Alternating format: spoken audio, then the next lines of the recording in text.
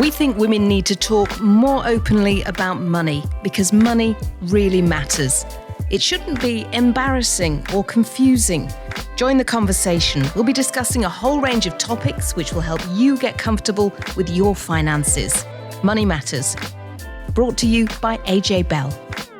Hello and welcome to another AJ Bell Money Matters episode where we try and tackle some of the money issues affecting all of you, particularly focusing on women. But then hopefully you know that. You might also know that I am normally joined by Laura, but she is off enjoying her cash, one of her New Year's resolutions, and that is one I can totally get behind. So I am joined by Charlene. Hey, Charlene. Hi, Danny. Hi, everyone.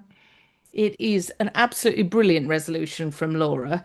I can totally get behind that because, much of what we talk about on this pod is about being disciplined, planning, taking steps to make our money work hard, kind of the boring stuff. But ultimately, that's all about giving us choices, right?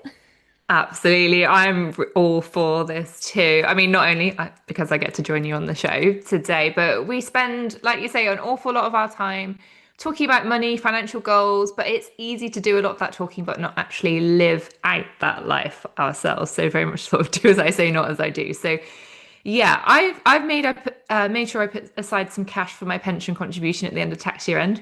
Go me.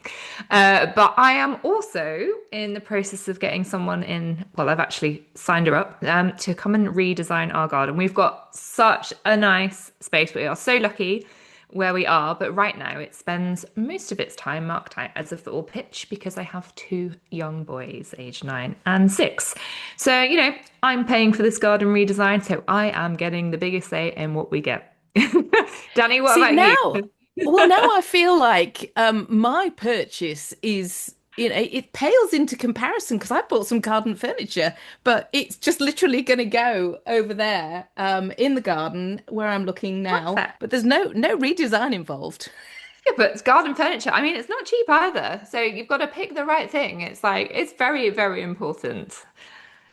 Yeah, but you know that much of life really is about taking the rough with the smooth. And with investing, it's something that can feel overwhelming. When markets are going up and down like a roller coaster, and that is definitely something that we have experienced this year, and in fact last year, and in fact during COVID. It feels like we've been talking about this a lot, where we've had headlines, billions wiped off the value of global stock markets. And then I don't know about you, Charlene, but I look at my own investments. I look at the value, my ISAs, pension, and I notice that it's fallen. But it's really important not to panic and to be patient. Yeah, absolutely. I mean, that's why we always talk about something called diversification when it comes to investing. So, not having all those eggs in one basket, preparing your investments to weather any storms. And actually, you might have seen this if you've been checking a bit too often, but things have recovered in certain areas. So, when you might have been seeing falls and focusing on that, let's remember that by kind of preparing our investments, it allows our money to grow when the sun is shining. And as I say, that the sun has just come out here. So, most things need a bit of rain to grow. We've got to take a little bit of the rough with the smooth. I think I agree.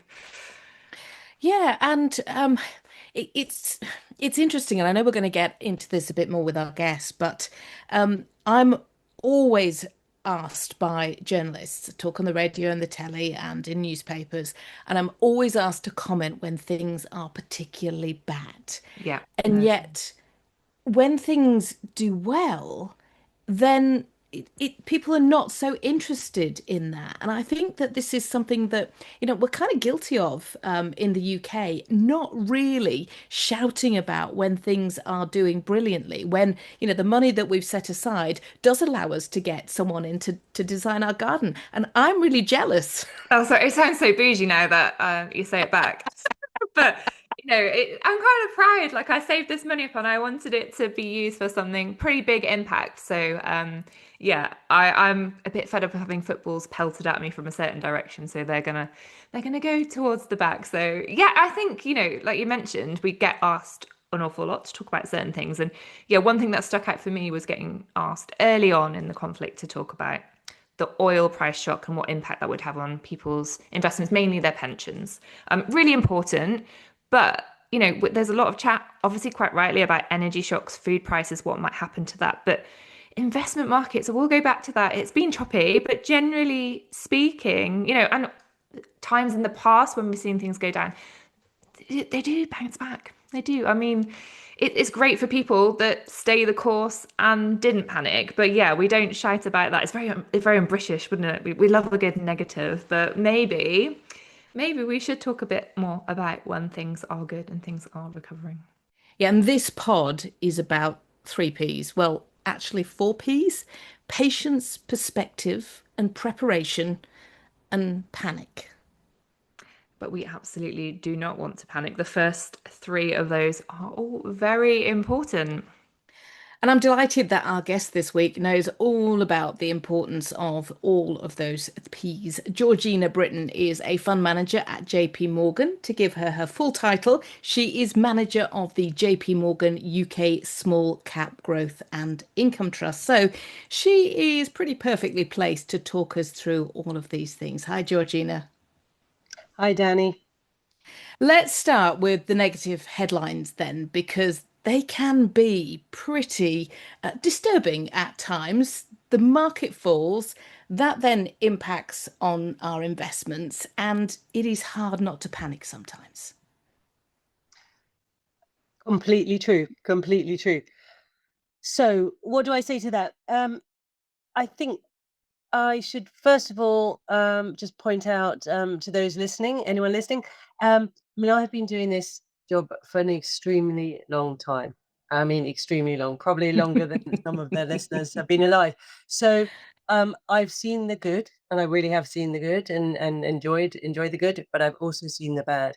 I mean, that obviously here and now, we're talking about the Gulf War, but very recently, still in my terms, with COVID. So obviously, very traumatic for all of us, and very traumatic economically and for the markets. I was managing money through the global financial crisis, and even in the dot-com boom and bust. So I've seen many of these.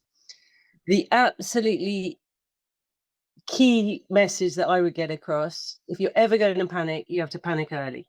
You needed to panic about COVID, in November, not in March. You have to really think about these things beforehand. When everyone's panicking and when markets are falling, it is far too late. And that rule has been borne out so many times. In actual fact, so if we go back to COVID, where there were enormous stock market moves, for understandable reasons, we none of us had ever seen the like, and basically the lights were switched off everywhere, and we all were stuck in our homes. Really, truly, we stuck our necks out. I stuck my neck out. We looked at the world and we said, we've no idea what this is, how long it goes on for, but do we think the future looks pretty much like the past? And we decided yes. And so we started buying the things that everyone was selling, the things that had really fallen. So, for example, in those days, we were buying airlines. You couldn't fly. You literally couldn't you couldn't buy a ticket. And we were buying airlines, we were buying holiday companies, because we said, guess what? The very first thing people are going to want to do when the world gets back to normal is go on holiday again, get on a plane, leave this country because we'll be a bit bored of it by then, all that kind of stuff. So, yeah, that's a very long answer, but really, truly, if when everyone is panicking, you're far too late. Thank you, Georgie. I think that's a really interesting point, because we talk about these negative headlines and market fluctuations. Like you say, in COVID, it was unprecedented. We didn't really know what was going to happen. But those market fluctuations, as you said, when it comes to things like airlines, they could have been your friend from an investment point of view, because buying during those market falls can actually be a huge benefit to investors, can't it? It definitely can. Although to be very honest about it, it's extremely uncomfortable at the time. I mean, honestly, I used to wake up at night thinking, what have I just done? Why have I put, my investors' money? Why have I bought more holiday companies? Those decisions with hindsight are so obvious. but they're difficult at the time. They're very difficult. Yeah, it's about that investing journey, isn't it? And we talk a lot about markets going up and down, but actually, really how you feel as someone investing, whether you're investing your own money or you're investing other people's money as you do. Yeah, it's really about kind of knowing how you might react to that journey and those ups and downs. Definitely. And I think one thing that I always find is that tech is absolutely brilliant because it does mean that we can easily keep track of all of our investments. But as I've got closer to retirement, I've become incredibly naughty and I do tend to look at my pension all the time, which means that I am watching every fall, and those are the things that I notice. I don't tend to have the same emotional reaction when my money is growing. And when you want to take action, as you say, that sometimes is when you just need to be patient. If you're not feeling that you can make those moves to buy things that other people are selling, maybe just be patient. I couldn't agree more. So, as a market professional, obviously, I literally do watch all stocks all day, every day. That's what I'm paid to do. But obviously, I have my own personal hat on as my personal investing, and for anyone who's outside this, I would really emphasize that it's lovely to have all this tech and have it all at your fingertips. Don't watch it like I do. Absolutely don't. You should not in any way be checking. You shouldn't. You definitely shouldn't even check once a week, let alone once a day, possibly once a month. These are long-term decisions. That's the point about investing. The time horizon is a long one. But if you have looked, how do you then control that panic? Because we do want people to be engaged with their investments, of course we do, but we want to help them avoid making knee-jerk decisions. So, how do you take that deep breath, give yourself permission to go, it's going to be okay? Okay, now that's an interesting question. I'm going to just stand back for a moment and let your listeners know I thought this was fascinating, and I used to have it stuck at my desk at work for all my male colleagues to look at. But there've been several pieces of work which suggest that professional investors like myself, professional female investors, are actually better than the men, and they're better because they're less emotional. So I love that in so many ways. Obviously, I love it because we're the best. And I love it because obviously telling the men that we're less emotional. But it is crucial to, as I say, it doesn't matter whether we're talking about personal investments or mine at work. Of course, you're going to be emotional. I'm emotional. I walk in, on a day a company's gone wrong, shares are off. It's it's very unpleasant. And obviously, your own money, you're looking at it, going, "Oh my god, I've lost whatever 5% today." Um, so don't be surprised by that. You go, "Oh, ow, oh, whatever," and then you put it to side. You put it to the side, and you say, "Right now, do I actually want to buy more? Has anything changed?"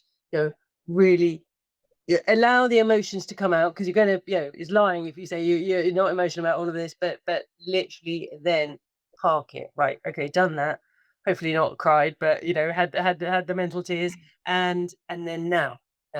I think you mentioned emotions there, and emotions are down as well as ups. And we've talked about market wobbles and what we've seen in the last few years. But and as Danni mentioned, when she's checking her pension on her app or online too often, I'm going to have a word with you about that one. But we are feedback animals, and I think we do focus on the bad rather than the good. How do we make sure we're appreciating the good times when markets might be looking a lot more resilient or bouncing back? How do we do that? Maybe obviously keep our emotions in check then as well. Well, definitely, it is both ways. So I think, and probably for a lot of people, I was kind of exaggerating, but if you really only looking at, for example, Danni, your pension once a month, you just go, oh, it's gone up. Literally, as you say, it's so interesting as humans, we do focus on the negative a lot more, and allow yourself a very big smile. Oh, good. My pension pot went up last month. really pat yourself on the back. Exactly. And we were talking about the peas earlier. Again, we'll go back to preparation. We mentioned earlier in the episode before we had you on a guest that we often hear financial professionals and talk about diversified portfolios, which, for listeners in plain English, is having a mix of investments that work in different ways. So you're not having all your eggs in one basket, so to speak. Could you explain a little bit more about sort of diversification and why it's so important and how it works? Absolutely. So the one of the funds I run, as you mentioned, the JP Morgan UK Smaller Companies Growth and Income Investment Trust. So we call it Juggy for a nice short one. And a lot of other funds will be similar. We have something like 80 holdings in there. So on any one day, somewhere, one of those 80 is not going to be having a good day. That's just how markets work. That is the beauty of a diversification. Put very, very simply, you've got 80 different companies. Forget to call it, I'm calling them stocks, but underlying they are companies. And some are having good days, some are having great days, some are not. Some are delivering exactly what the market looked for, some better, some worse. We really, truly, kind of diversification is that simple. However, for your listeners, obviously, if you invest in something like an investment trust or a fund, even if you've only got the one within that fund, is the diversification. So, if you're investing, for example, you wanted some UK exposure to my smaller end, lower end of the market, I'm doing the diversification for you. That's it's kind of as simple as that. So, sorry, just to add to that, I mean, right now, as we speak, very sadly, there is war in the Gulf. I can tell you that this is where someone, as I sit at my desk, I see the benefits of diversification every day. And Trump says something positive, which means we all think the war's going to end. Certain stocks will go up, oil will go down. So any oil-related stocks I have, I've got some oil, gas exposures, they will go down. Your UK domestics will start to go up because we think the Great War is over. Literally the next day he says something else and exactly the opposite happens. I mean, I am literally watching diversification in action over this last few weeks. I do sometimes feel that somebody really needs to take his social media away from him because I wake up at 5 o'clock in the morning and the first thing I do is figure out what has Trump said and what is the oil price doing. So it is so, I'm going to use the word volatile at the moment, but I probably get told off by Laura for using jargon, but Choppy. choppy. Yes. See, I like that. Yes. But Georgina, you obviously focus on UK companies. There's been a lot of really people downplaying the UK's economic outlook. But how might they fit into someone's wider portfolio, and what's the benefit? Okay, that is a great question and a very timely one. So I'm going to start off with what's been happening in Europe, which may surprise you because everyone sort of turns and looks at America. But Europe was as out of favor. I'm talking about the European markets, obviously, as the UK. Last year, that switched. UK main market, so the FTSE 100, our largest 100 companies, did much better, but Europe did even more strongly, and a lot of money flowed out of the States and into Europe. UK, we think, is behind the curve on that, and that's sort of the next stage for us because a lot of this. So the two things that really move markets in general, one, of course, is the companies themselves. They've got to be doing well in order for share prices to go up and more people to want to buy them. But the second thing, and this is probably less obvious to private investors, but behind all of this are enormous, ginormous money flows. And over the last 20 odd years, the US was it. And the US been a very successful economy, lots of reasons, and obviously some amazing companies. And a lot of money came out of Europe and the UK and piled into the States. In addition, in the UK, our pensions, which used to hold circa 50% of their assets in UK companies, now I believe, no one's quite sure of the number, I think they own 3 to 4%. So if you come down from 50% to 3 to 4%, that is a massive amount of outflows, by which I mean selling of UK stocks in order to get the cash to buy US ones. We think the time has come, and as I say, we started to see it in Europe in particular, that those flows of money will reverse. When you try and put that kind of money back into markets, guess what? And back into the UK market, guess what? The market will go up. The other key point that I have to mention, because this is the start and end of investing, is valuation. And because of all those outflows, the UK is cheap. It really, really is undervalued. It's undervalued versus Europe, and it's hugely undervalued versus the US. And guess what? The best advice I can give anybody in any terms of investing is buy cheap, sell expensive. That's how it works. It's really interesting to hear you talk about this because people who are maybe starting their investing journey or they're relatively new to it, they perhaps aren't sort of looking beyond a fund. They're not thinking about the individual companies behind it or what's going on in different economies. So it's great to hear you sort of give a bit of I don't know, a bit of a wrapper on things for people. Time I wanted to talk about because we've spoken about the three Ps and obviously patience is in there, but it depends very much on your time horizon, on when you want your investments to pay for something. So if you're in your 20s and you are thinking about your pension, you've got a long time for investments to go up and down.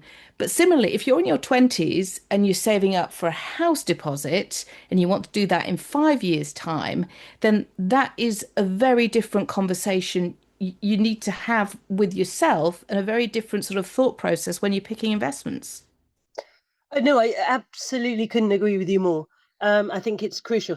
So, so in terms of pension is the easier one, especially if you're 25.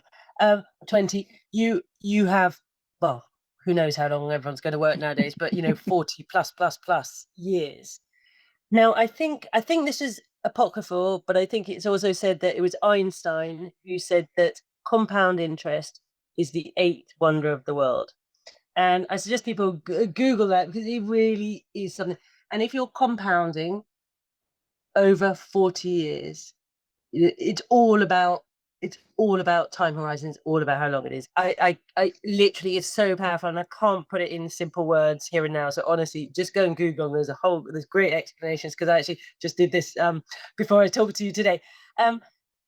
Absolutely right. If you are saving money for your deposit for your house, your time horizon is completely different, and therefore your risk horizon is completely different. And all I could do is emphasize that. You need to know why you're investing. The purpose and the time horizon, and make 2 pots, 3 pots if you possibly can, if you're fortunate enough to. This one is the longer term one. I could take more risk. And definitely, if for example it's the house deposit, a crucial one for one of your one of life's most important moves, then really dial down the risk. It is that simple. There's no way around it. Yeah, thank you. I'm just going to pick up on that word risk because I think those of us that work in finance probably think about it in a different way to people who are investing for their financial futures because, we know, talking to our listeners and our readers, women in particular are put off from investing because of risk or because of what that word perhaps means to them. But we've talked about these three Ps, so our patience, perspective, and preparation. Do you think, or have you got any tips for how that can kind of mitigate those concerns about that word risk and what it might mean to people? In my world, in the kind of jargon that we speak, we talk about risks, but we talk about risk, but together with returns. Yeah. You don't get returns without taking a risk, and that's true in all our lives. anything you do where you stick your neck out slightly, you're doing it for a reason, and there's a slight risk, and hence using that expression. That's how we look at it. In order, as a professional, as you said, in order to make the returns that I want to make for my investors, I have to take risks. Point is, you want to know the risks you're taking and take calculated risks. So it's the other risk that you want to avoid. So I think you should. I would suggest you have to look at the two hand in hand. So if you really don't like risk, well, you're probably not going to get any returns. If you start thinking about it that way around, you'll change your mind about a little bit of risk. Obviously, not excessive risk, but a small one. Thank you. Oh, Georgina, thank you so much for coming on the show today and talking to us. It's been great. Absolute pleasure. And before you go, we always ask all of our podcast guests for a financial confession or financial dilemma that they have personally experienced. Does anything spring to mind? Yes, it's a confession, not a dilemma, and it's actually it is completely true. But also, given what we've been talking about, part of what we've been talking about today, it's very spot on.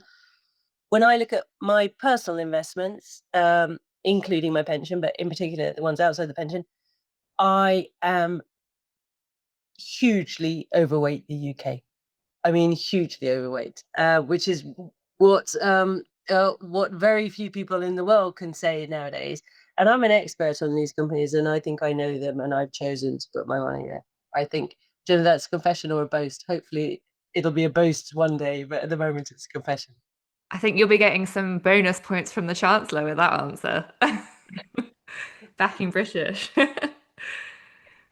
Oh, thanks, Georgina. Now, that's all for this episode of the Money Matters podcast. I'm delighted to say that I will be back for the next pod when we will be talking all about our new research into the gender pensions gap. Yes, the gap between the cash that men and women have when they retire is one of the things that kicked off this whole AJ Bell Money Matters campaign. So do join us next time when we will explore what has changed, what hasn't, and what needs to be done to help more women feel good investing. Do get in touch with any comments or questions. You can find us on social media, Instagram, Facebook, and LinkedIn at AJ Bell Money Matters. You can sign up to our newsletter via our Women and Investing Hub, which is where you'll also find loads of great content to help you with wherever you are on your investing journey. Until next time, thank you so much for listening. Before you go, please remember this podcast is for educational purposes, and the views expressed don't necessarily reflect those of AJ Bell. The podcast isn't telling you if a certain investment is suitable or not. Don't forget that the value of investments can change, and you can lose money as well as make it. It's also important to remember that how you're taxed will depend on your individual circumstances, and rules can change. The way an investment performed in the past may not be the same as how it behaves in the future. If you want help, go see a qualified financial advisor.